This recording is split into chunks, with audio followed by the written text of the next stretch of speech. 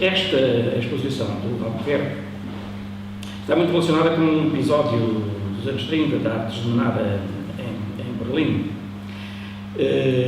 Portanto, o Hitler entendia-se como curador e, a determinada altura, proclamou que uma arte que não fosse ao encontro daquilo que eram os seus princípios e os seus pressupostos artísticos, que era uma arte degenerada.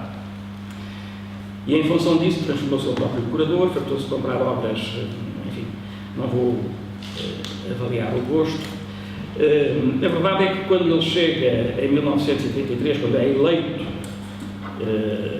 na Alemanha e ocupa o poder, ele consegue, num prazo de tempo recorde, institucionalizar várias coisas, como seja a censura, como seja associar a ideia de eutanásia à questão racial para eliminar os aleijados e impuros, recupera a ideia de Atenas, de Esparta e de Roma, do neoclassicismo, por aí fora, faz isto tudo num tempo recorde e, obviamente, vai tomar conta do cinema. Através do seu, tem um homem de mão, como saberão, o Dr. Goebbels, que era um homem que, na primeira apresentação, após a nacionalização dos estudos da UFA, que eram os mais famosos da Europa e do mundo, só suplantados por Hollywood, ele consegue citar 4 filmes seus favoritos. Por sinal, um era de um homossexual, que era Sergei Eisenstein, que era uma coisa que, no âmbito dos nazis, era uma coisa extremamente desagradável. Os outros 3 eram dos judeus. Os outros 3 eram judeus, nomeadamente o Fritz Lang, que era meio judeu. Mas, ao apropriar-se do cinema, ele recupera um pouco uma ideia de que o Lenin tinha dado corpo logo em 1917, que é o cinema mais importante das artes, e portanto é aquela que tem maior potencial de propaganda, é aquela que chega mais forte, de uma forma mais evidente às massas.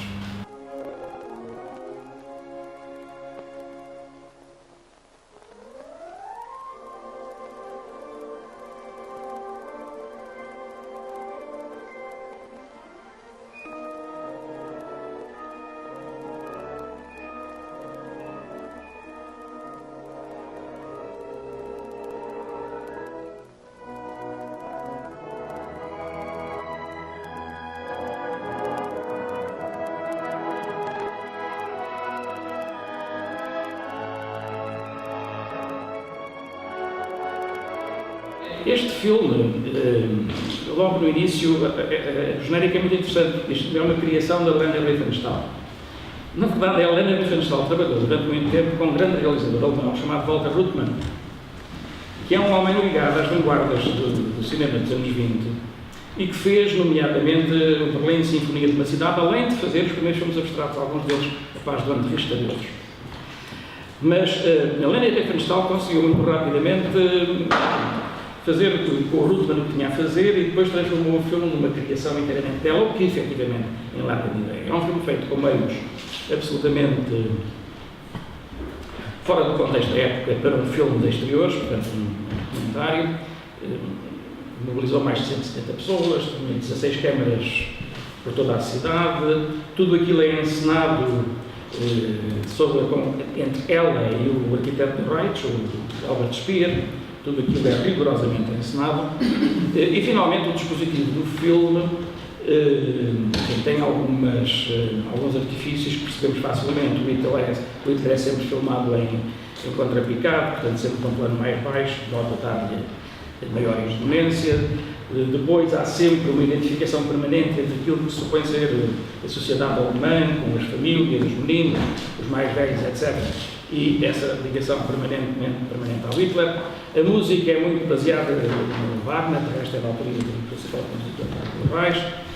E o filme termina com uma liturgia. Há várias liturgias durante o filme. O filme é profundamente perverso, porque tem diversíssimos subtextos. Não podemos agora estar aqui a escalpelizá-los, mas tem diversíssimos subtextos, nomeadamente no plano da sexualidade. Tem tudo subconsciente, joga com variedíssimas coisas. Mas a liturgia final do grande comício em Nuremberg é uma liturgia extraordinária porque faz lembrar a última ceia. O Cristo e os seus apóstolos. Os Hitler substituem Cristo e os apóstolos, não é? E tem ali assim a sua corte. E é um comício em que fala toda aquela gente do círculo mais restrito do Hitler, para chegar à conclusão que o Hitler é a Alemanha é o Hitler, da destruição, de alguma forma está contraposta num texto que depois fica aqui, que se quiserem ler, não vou estar também a avançarmos com isso, com um outro filme que o Jorge Campos mencionou, que é exatamente o do Sokurov, o Moloch. E o caso é que há toda esta estética, toda esta poética que está subjacente, sobretudo, no filme do Sokurov, e que tem a intencionalidade que já sabemos, dentro desse refúgio, que era da Casa da Águia, né, nas montanhas, e aqui uma imagem que, obviamente, em termos de direção fotográfica, por parte do Sokurov, tem tudo a ver com aquelas figuras do Caspar Friedrich e da pintura, portanto, dentro de uma estética romanticista do início do século XIX, de filósofo, de pensador que está ali a encarnar, no fundo, aquela dimensão do sublime, não é? Então aqui há esse link de quase que querer, de uma forma que é extraordinariamente, digamos, criticista e procura desmistificar e denunciar e fazer a desmontagem de toda essa loucura e dessa demência que se estava a falar, mas por conta dessa sublimidade. De uma maneira geral, se nós nos confrontamos, e se não formos propriamente pessoas que estejamos habituados a ver uma pintura sem ser aquela mais academicista, uma pessoa normalmente fica um bocadinho mais incomodada quando se confronta com representações do corpo que estão a ser transfigurados e conformados como grotescos. Isso, em termos psicanalíticos, é simples, não é? Portanto, uma pessoa acaba por ter um movimento de projeção e introjeção, e é por isso que muitas vezes se sente mais incomodada quando há representações do corpo que deturpam aquilo que seja a configuração de um corpo real.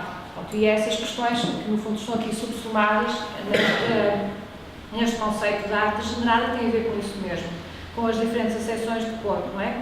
O corpo real, efetivamente, não é aquele que está plasmado nestas abordagens picturais por parte destes diferentes autores, e será tanto mais um corpo imaginário. Então a minha questão é esta. Parece-me que aquilo que é propunado dentro daquilo que possa ser um acompanhar de pensamento do Hitler como curador, é que temos um eixo central que é o corpo real. As imagens são de obras que efetivamente estavam na Interpreter Kunst, outras não. Aqui temos a montagem, que até corresponde, não são vinis, mas tem frasezinhas a explicar tudo. Portanto, realmente, se alguém tivesse dúvida, ficava mesmo a perceber. Portanto, estava ali tudo explícito, até era muito pedagógico, diga-se de passagem, né? Com toda a perversidade que isso possa ter, os artistas fossem facilmente perseguidos, porque estavam a demonstrar aquilo que iria acontecer. Aqui temos a dimensão idealizada, paradisíaca, da família, tudo aquilo que se sabe, dentro de uma estética academicista. E agora a minha grave questão é esta, e o meu medo é que muitas vezes quando nós ouvimos falar e as pessoas nos dizem é arte contemporânea, isso é uma coisa que eu não percebo nada, qualquer pessoa pode fazer, então fico a pensar, mas será que as pessoas em geral hoje iam gostar era disto? E o meu problema é esse, e o meu medo é esse. Porque, na realidade, se calhar, esta abordagem e essa empatia que a maioria das pessoas tem relativamente à arte que seja fácil, é para não pensar na arte que nos faz pensar e que está a criticar as coisas. Então, o meu medo, às vezes, é esse. É que, sem os rótulos de nazista, quando as pessoas estão a gostar de umas obras de arte que são muito direitinhas, pronto, é complicado e quando se tem aquela atitude de rejeitar linguagens artísticas que nos tornam inseguros porque não sabemos quais são os critérios ou os parâmetros para a compreender, estamos a, enfim, fica aqui este meu delírio. O gosto nazi é este.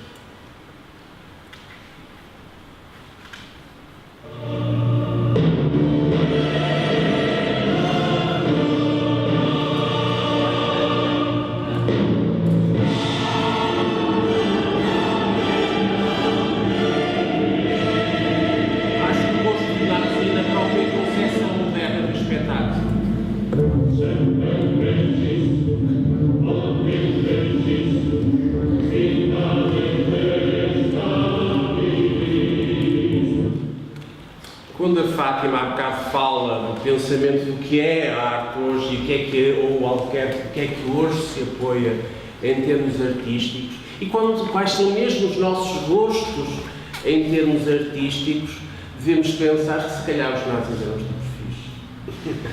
Ou não. Não sei. Há muita coisa naquela Alemanha tutelada pelo Hitler e pelo NSDAP que foi extraordinariamente apelativo para muita gente, entre as quais o apoio à música, especialmente à música do século XIX e especialmente a um compositor que foi absolutamente importante para toda a vanguarda e ainda hoje é extraordinariamente importante. Mas ele era importante para o nazismo não pela música em si, mas pelo seu conteúdo denotativo daquilo que falava. Porque falava do povo alemão, falava do coletivo alemão e dos mitos alemães. E que é este?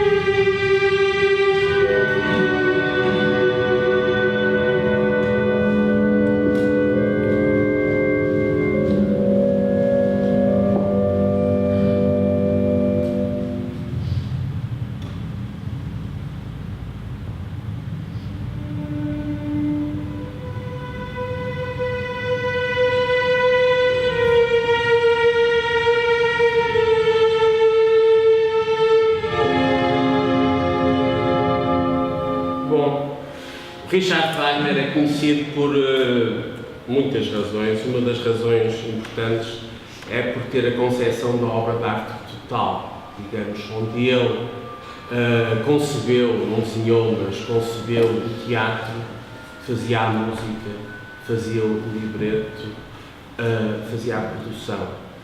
A importância de Wagner na música do século XX impõe-se não, certamente, pela mitologia alemã, mas pelo conteúdo intrinsecamente musical que não tem nada de denotativo. Também queria deixar, que foi aflorado, penso, pela Fátima, que foi a ideia de duas ideias.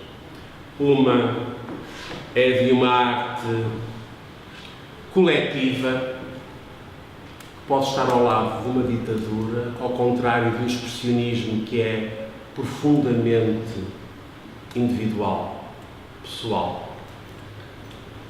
É o que me parece. E, por outro lado, a ideia, por um lado, de uma estetização da política, clara em Riefenstahl, e nos filmes que ela fez para o Hitler, não tanto para os peixinhos, não é? Nas filmagens dela dos peixinhos, nem das coisas que ela fez nas fotografias. Ela é no espelho. E do espelho, claro.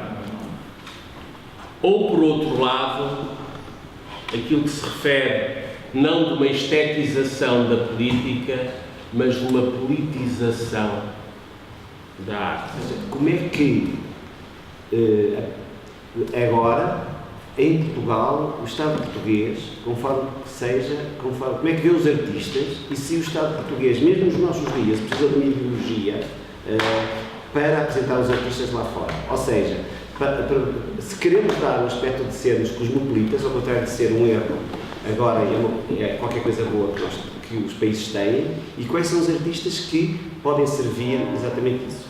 Deixa-me perguntar-te aqui o que é que tu pensas acerca desta questão. Pois.